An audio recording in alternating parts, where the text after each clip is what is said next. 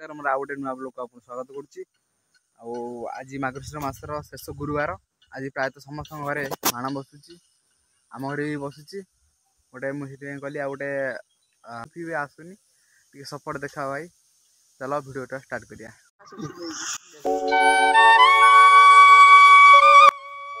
आपण मैंने देखी पारते चिता आनी पड़ी देखी पारते माँ बुंदावती कतरे भी चिता पड़ी आप देखी पारते।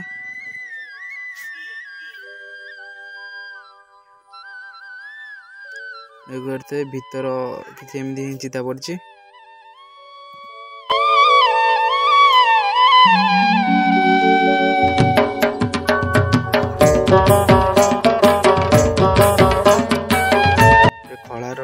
खला देखो खलार भी एमती चिता पड़ी आप देखी पारते।